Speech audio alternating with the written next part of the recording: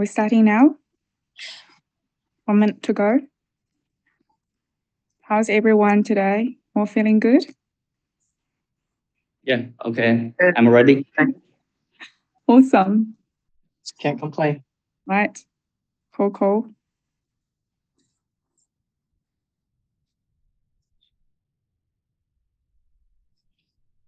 Okay, now we can start. Okay, sweet. Cool. Greetings to our guest speakers and audiences. My name is Liu. I'm a partner at Star Consulting. Welcome to our 6th session of our Web3 Disruptors Week.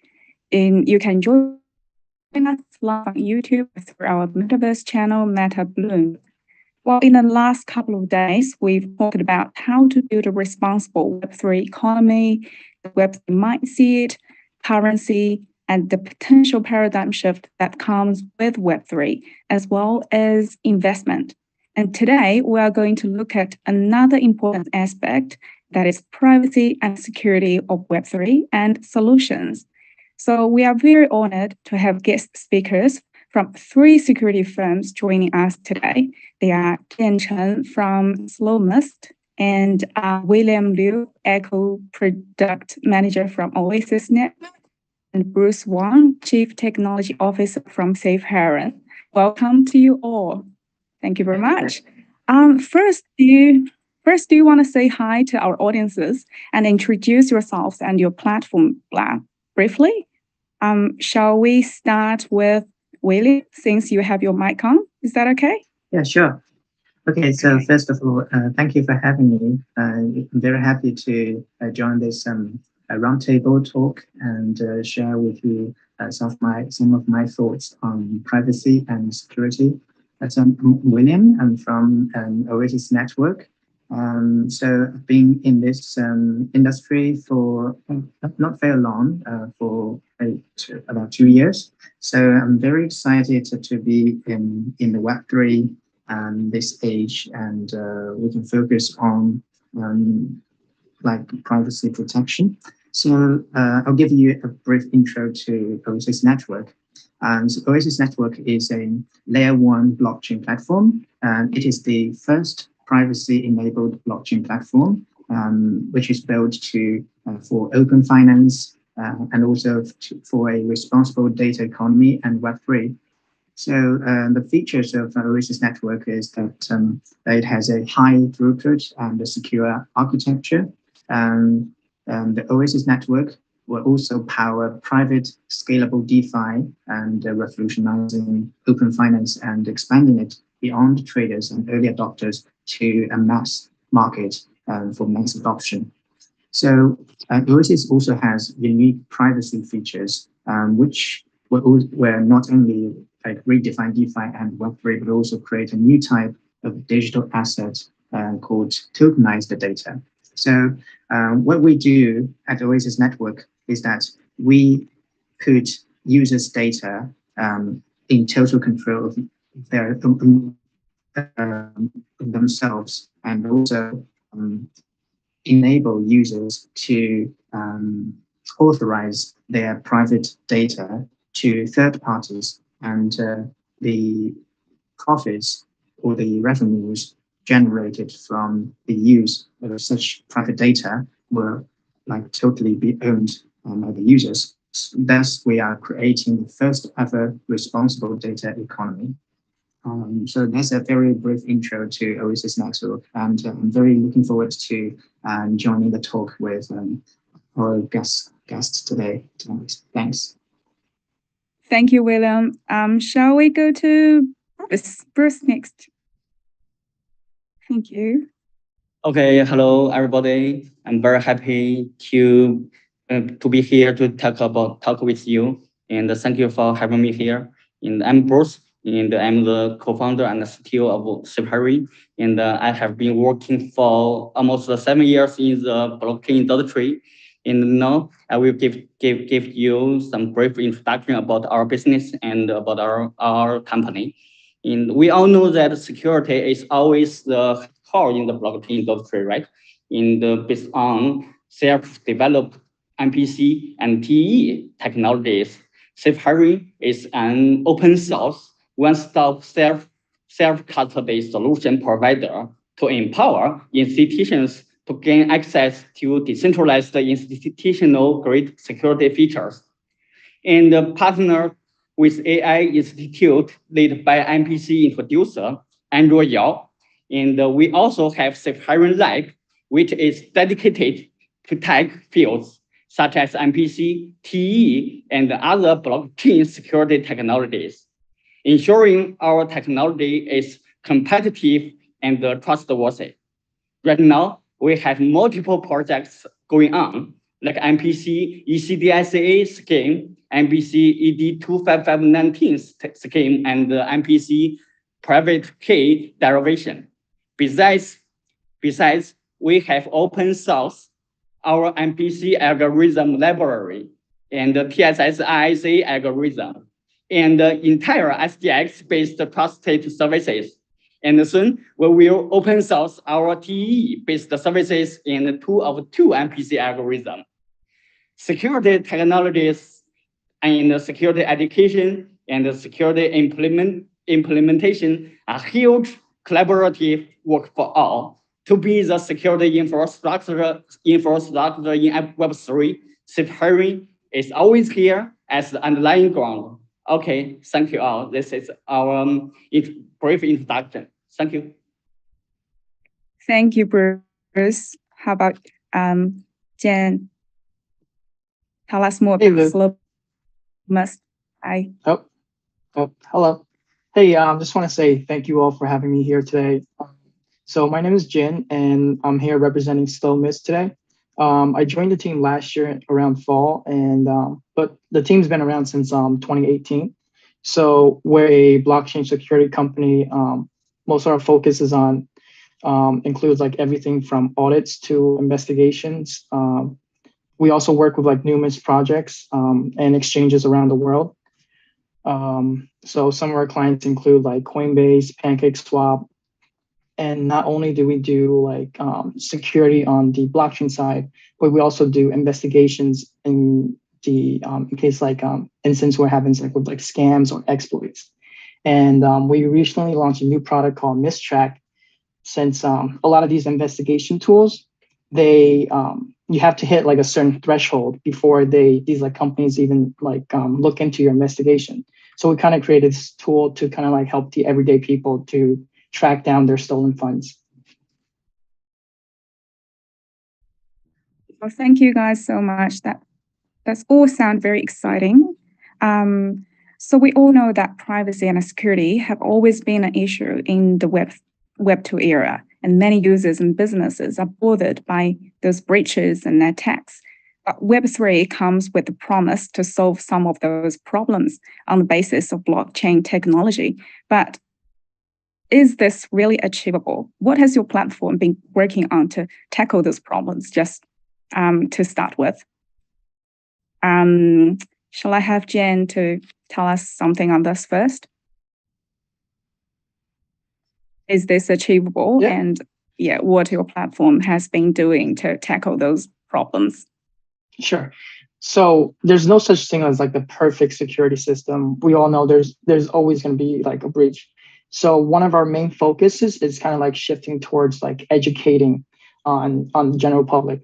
Because like sometimes all it takes is just like 3 clicks and then like now you're compromised. Like people don't even know. So like we can build the most secure networks, but at the end of the day, it's only as secure as like the person using it. So that's why we place like a big emphasis on educating the public on some like the most common phishing scams or like phishing techniques that people use. A lot of these, like they're nothing new. They've been around for a while with just like slight deviations from like previous scams or like exploits. So you can have like a project creating like a fake Twitter account for like Bored Ape Yacht Club. And then now they're kind of like going after verified accounts. They're hacking those accounts of like influencers or different projects to post like phishing scams. So we actually created like a Twitter account to help spread awareness, because like that's where we realize like a lot of the information is spread around quickly in the crypto community. So we want to make sure everybody realizes these like right away, these incidents right away. And we also post like our investigations into this as well as like our solutions. So to kind of like make their network more secure or to educate the public on like, hey, listen, this is like what they're doing right now. So you want to be on the lookout if you ever receive something like this. Our co-founders also wrote a manual called Blockchain Dark Forest Manual to help educate the masses on how to navigate this space safely. So we also receive a lot of help from our partners and our community in translating this manual. So now it's available in English, Chinese, and Japanese, and we're also making it available in other languages as well. So it's kind of like crypto is a global thing. So we want to like help spread awareness worldwide. Right, education, that is indeed very important. And thanks for letting us know that there is Twitter account and the menu available that is gonna be a big help to tell people how to distinguish scams. Thank you very much. Bruce, what is your view on this question? So is this security achievable, and what does your platform be working on to tackle those problems? Okay, well, actually, started from 2019, we have noticed a huge loophole in the security in the blockchain industry, and especially the risks around the private key. And then we found MPC, a leading technology with a lot to be invested into. So we have been developing our own MPC TE technologies. Now we can provide multi-layer security technologies flexibly. For privacy and security issues, we have combined MPC, TE, and zero trust in design, development, and implementation. And with our MPC technology, we make sure there is no exposure on the original private key, operating the business with private key shares instead, and also distributed multi-people co-management with tailored transaction policies to safeguard your business while expediting your business. And with TE, we make sure the key shard generation of the sensitive important data, information, transaction policies are used in a trusted execution environment. Yeah. And we call it TE. It's a tamper-proof, can't be accessed by hacking. And our TE is based and developed on Intel SGX, combining hardware and software to maximize the safeguard of privacy and security. Yeah, and with zero trust, the whole process of designing to implementing ensures the trust originals from the hardware, code server, and the client themselves. So the whole technology architecture is secured against malicious insiders and outsiders. Yeah, that's all. Thank you. Oh, thank you very much. Sounds like there are lots of technology that is involved in what you are doing to safeguard transactions and user privacy and that sort of things. Well done. I hope that we can hear more later on. And William, what is your view on this question? Do you want me to repeat? I'm sorry. Yeah. Thanks for the question. So we always think that privacy is very important, especially for us, for users who have transitioned from Web 2 era, because we know that the traditional like internet like applications or these internet giants, they have like total ownership and control over user data, and we are like at the mercy of these internet giants. We don't know how our data are being used by these companies or platforms. So like coming into a Web 2 era, this is like promising to disrupt like our theme, like disrupt the current situation. we think that in Web3 era, because the core here is to give back the ownership of data and personal information back to users. What we are doing at Oasis is just about that. Since we know that the Web3 like age is based on blockchain technology, and we all know that the blockchain technology is like totally open, transparent. So everything that happens on the chain will be recorded on the chain for everyone to see. But here also raises one question, that is, what if we don't want our on-chain data and transaction records to be seen by others? So this is where like privacy preserving technology comes in. So at Oasis, so how does Oasis keep data private? So at Oasis Network, we separate the consensus layer from the contract execution layer. And it then connects the two layers in such a way that any privacy tagged information is never shared between the layers. So while processing the confidential smart contract, your data is kept private, and the consensus layer creates a highly secure network. Just as the previous guest has seen, we are also using the trusted like execution environment. So TEE, a highly secure network, while using also the proof of stake mechanism. And the paradigm layer, we also have paradigm layer enables sharing of the data, but so it's like party A can like input the data into this like a black box, and the information of the data will be kept confidential. So what party B gets from the other side is the result of the execution without revealing the actual data. So this enables that the data are kept private while can also be used by third parties. This method is actually like similar to Polkadot's parachains. And Oasis Network's paradigm layer enables the first ever confidentiality-driven smart contracts with the help of the functionality of black boxes in a secure computing technology. What I previously mentioned, the trusted execution environment. So in this way, we can like offer confidentiality and help build trust for users, who in turn can store their personal and sensitive information on the network.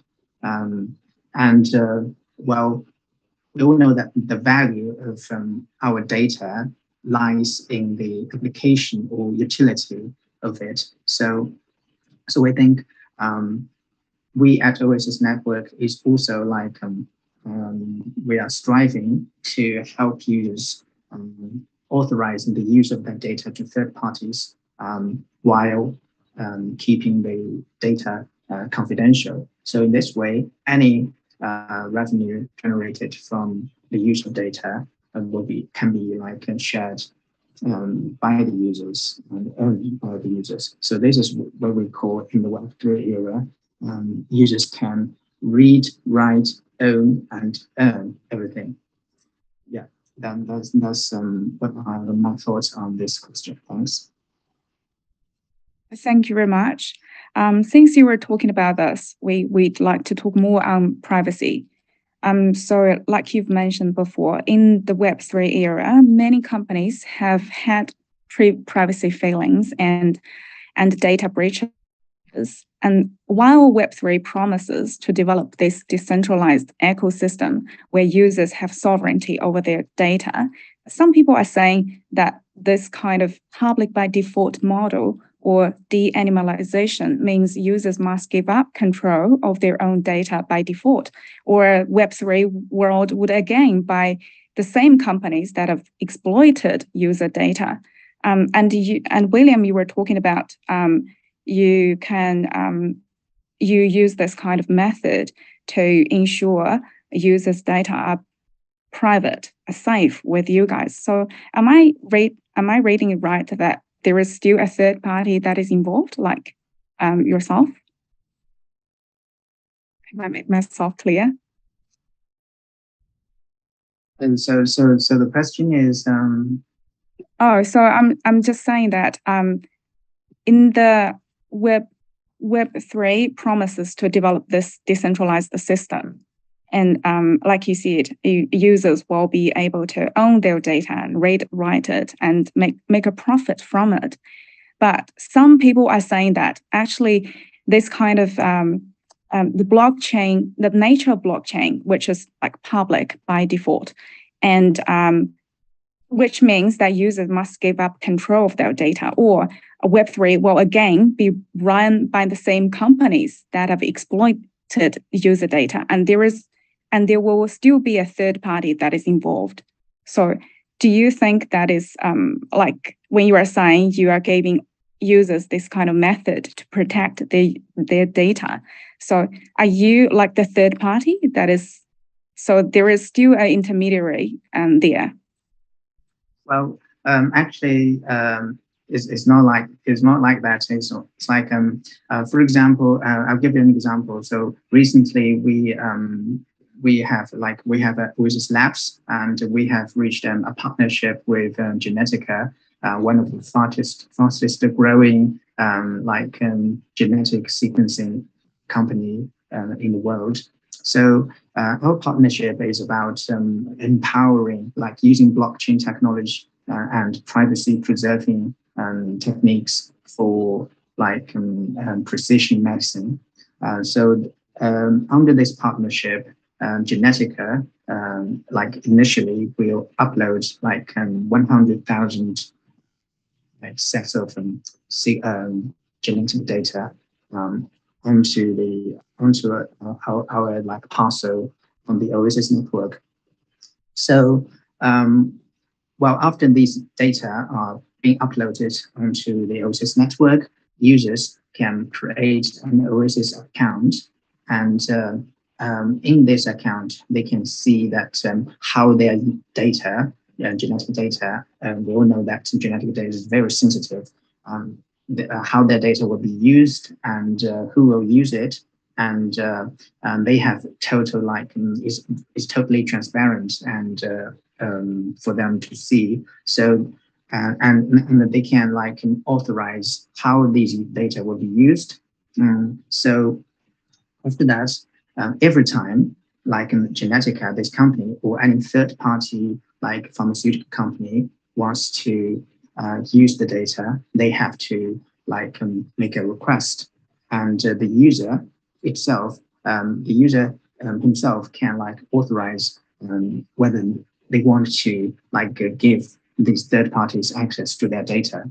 And every time they make a request, there will be some a certain fee will be charged, and this fee will be given to the users, the authorizers. So in this way, it's not there is an intermediary, but the technology acceleration network is that we put the data onto a very secure and private environment, which is on our blockchain. But while it's on blockchain, it's not we now have the transaction records and the data where everybody can see. Is on the parcel, which is just a private and secure computing environment where the data are kept confidential, and the third parties who want to use them can only get the result of the execution or the computation without actually having the real data. So in this way, we can enable users to authorize the use of their private data while keeping their data confidential and private. So that's how I see this question. Oh, thank you. And Bruce, what do you have to say about this? So some people are worried about that some of those big tech companies which have exploited user data in the Web 2 era will just rebrand themselves and then again do the same thing in the Web 3 era. So user data will still be controlled by a third party, by those big companies. Are those concerns valid? What solutions do you have? What is your view on this? Okay, it's a good question. And there is a famous sentence that no data, no control, and no private key, no asset. Yeah. And I think the first is to continuously strengthen your security awareness. There are more and more people get fished in various ways. It's basic to be aware of phishing and scams and be cautious of links from unknown sources, like in Discord, within email, also for the password creation and storage. You can use password tools and the two-factor authentication is very important in guarding your assets. Yes, but now many people are too speculative that they forget what should be the priority. The ways of hacking and theft are advancing. We should also advance our awareness with the market together. And I also think the private key deserves more attention. You know, no private key, no data, no asset. From its generation to its usage, potential risks are around. Some are obvious, some are tricky. But we see many people have taken security for granted. They won't additionally put more attention into it. The things you can never be too cautious about security. Yes, and it's always ongoing work for institutions and individuals. So we think highly of MPC technology, which effectively eliminates the single source failure of the private key. It also applies the multi-people commandment, multi-node operating to ensure your assets are under your 100% control. And combining MPC with TE, zero trust, two together put our multi-layer security. Actually, there is never a technology that can solve all the problems, but we all know how to make the best technologies to bring better security. Another important thing is to educate yourself. Do yourself own research before really being the player in the project. Yeah, and always willing to stay updated. A lot go on. You need to learn what issue happens, how it happens, and what's the outcome of it, and how to confront it. Like you can check out Slowmist, blockchain dark forest, safeguard handbook, very good starting material on security. You know, Slowmist is our partner, and we build the strong relationship with Slowmist. Okay, these are my suggestions so far. Thank you.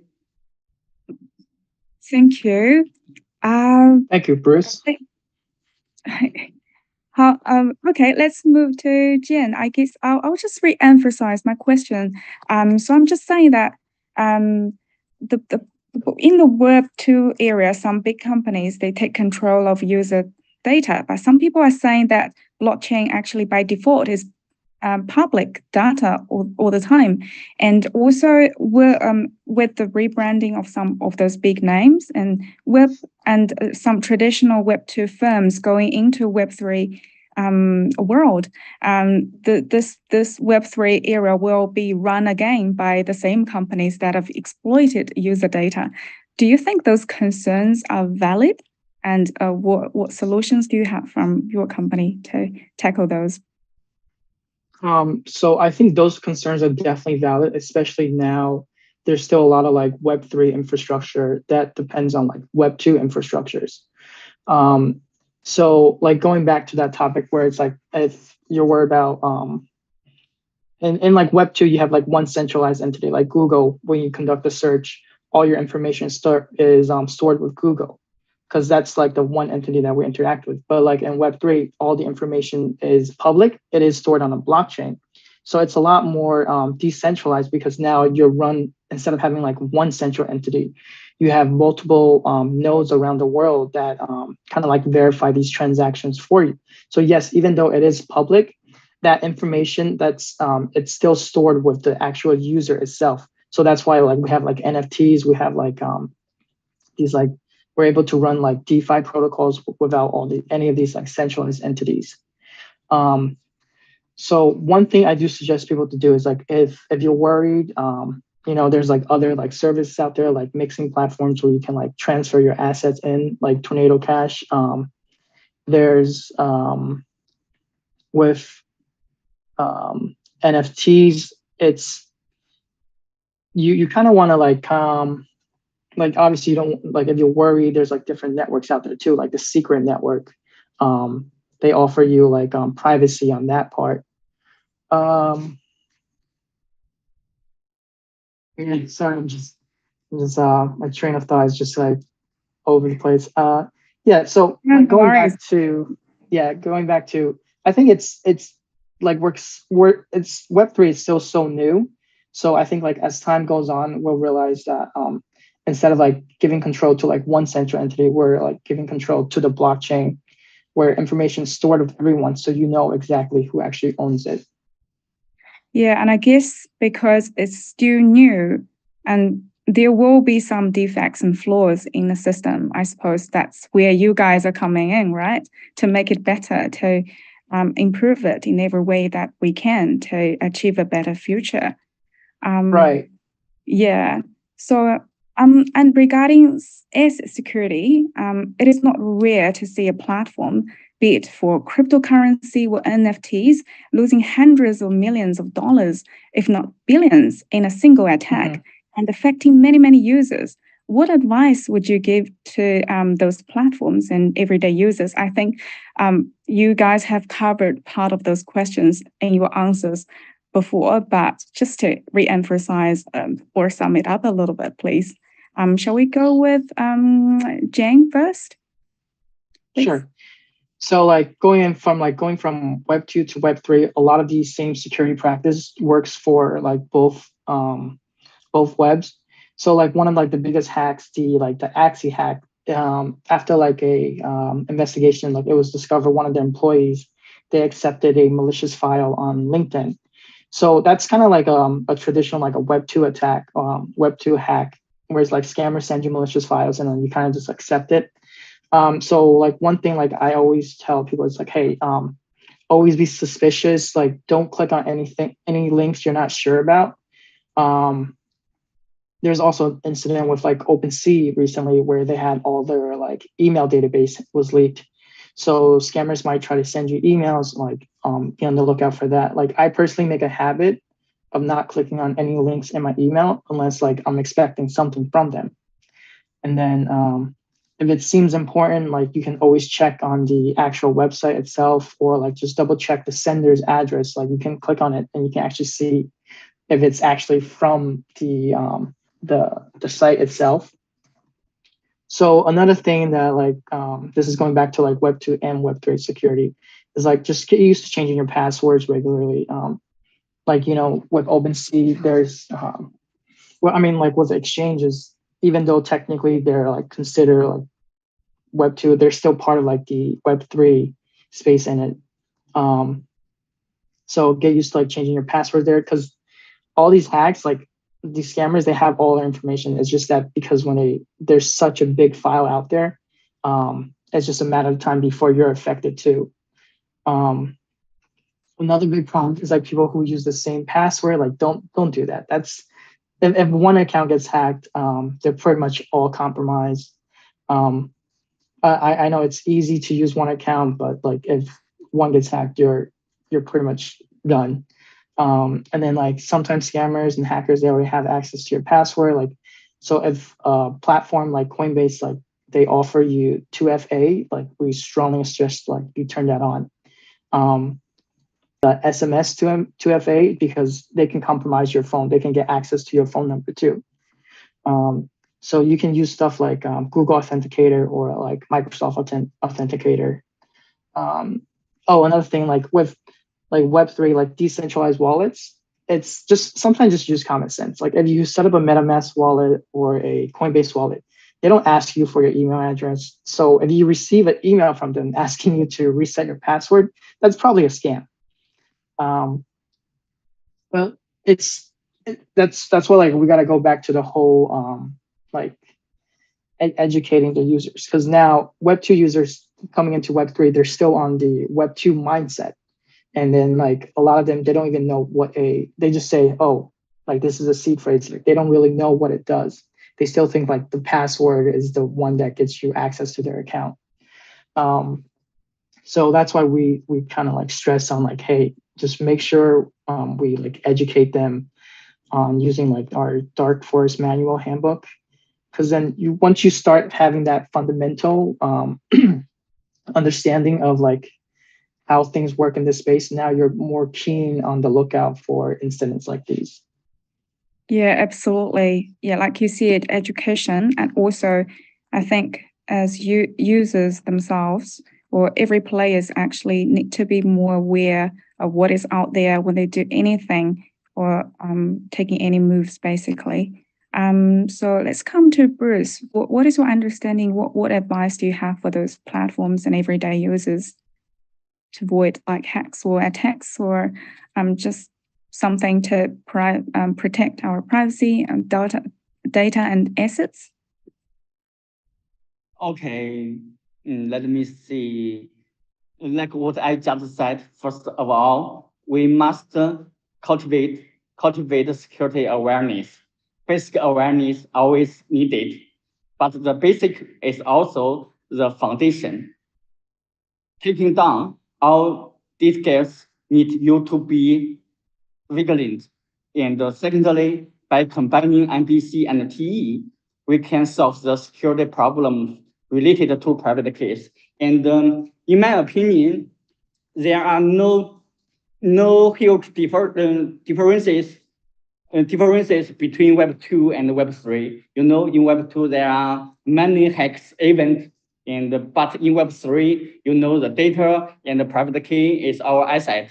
And we should pay more attention we must pay more attention on the security and on the data and on our private key.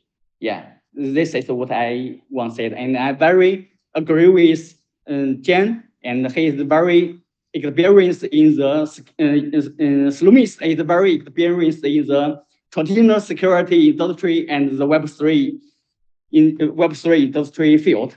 And I think the awareness is the top priority. And if you don't know the projects, for example, if you don't know the DeFi projects and the NFT projects, don't run into. Keep your asset. Yeah. Well, thank you so much. Again, you emphasized the private key. I hear there. William, what is your view on this? What advice do you have? So, first of all, I agree with Jen on that users need to be educated, especially those who are new to Web3 and to like crypto. So the first thing is that you have to change your mindset. Is that in Web3 and in the world of blockchain and crypto, you are solely responsible for your own assets. That's like crypto 101. So the thing is that first of all, there are two sides. One side is for the platform, for the projects. So for projects, one thing is that we can see like lots of be it DeFi or NFT projects, and lots of them we have seen lots of hacks over the past like few years. So one thing is that they have to like thoroughly go through their like protocols and their codes And that's where I think that companies, security companies like Slowness and others come in, because for to be like a responsible project, you have to do like code audit, security audits like regularly to get rid of all the vulnerabilities and like to prevent hackers from compromising your network and your protocols. So that's for the protocols and for the projects. And for ordinary users, if you want to like jump into a very popular NFT project, you have to do your own research. Right now it's not very easy to differentiate a good one from bad ones, because they're we're flooded with all those the new projects spring up every day. So one thing is that we have to keep our keep cool. We don't want to be put a lot of our assets into like a single project or NFT maintenance process. So my advice for ordinary users is, first of all, you have to do your own homework. You have to research about the difference between before you put your own assets into crypto, you have to know what is your purpose and how risk how is your how can you take risks, how much risk can you take. So you have hot wallet, cold wallet, you have a non-custodial wallet, custodial wallet, and you have to find the one that's most suitable for you. So if you're if you're like a crypto veteran, maybe you can use like a non-custodial wallet, because you know how to protect your own assets and you know all the tricks out there, and you know how to avoid these pitfalls. But if you're new to the crypto world, maybe it's safer for you to use a centralized exchange, because they allow you to like Web2 services allow you to recover your account using the traditional methods. So this way, maybe it's safer for your assets.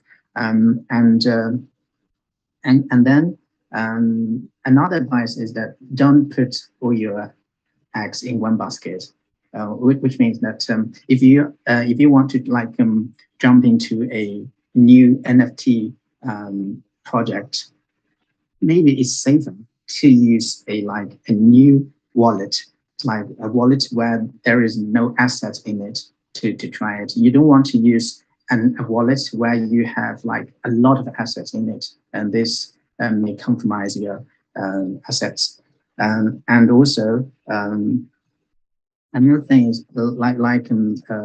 Jian and Bruce have mentioned, so you use 2FA and use multi-signature wallet, and keep your private keys in a safe physical place, and maybe also write it down, because we know that in the crypto world, user is often the single point of failure. If you leak your personal information, and so that's another advice: never share your personal information with anyone, actually. And if you want to join a NFT minting project, you have to you have to do your own research and be very careful, because every time there is a popular NFT project, there will be lots of scams online. Maybe sometimes they just change one, change one letter in the name of the website, and if you are not careful enough, you may run into these scams and compromise your assets. And so always go to their official channels, like official Twitter account, official Discord of these projects, and never go to any suspicious links. and also well, keep your software up to date. Yeah. So I think that's and also another one is to find a reputable wallet and exchange with excellent safety record. For example, if you're into trading, if you're a day trader, maybe it's safer for you to use platforms like Binance or Coinbase, these big ones, and well, they have like stronger security and well, so that's but the first thing is always do your own research, and you have to be you have to do Be a lot aware of and maybe find some reputable organizations to start with. Thank yeah. you. So it's also just that Sorry, Willem, I have to interrupt you. And I have a last question. We're running out of time, but I do really want to hear this from you guys. So can you just describe maybe in one word, one word or two, I don't know, what areas will you be focusing on going forward to make sure things will like theft or data hacks and those kind of bad things will happen as less as possible? What areas will be focusing? Just maybe a word or two. Shall we start with Bruce?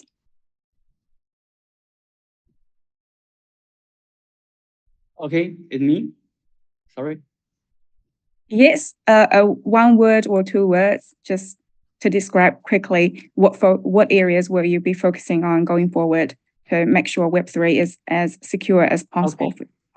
Okay, I see. The first word is private key. The second word is MPC and PE.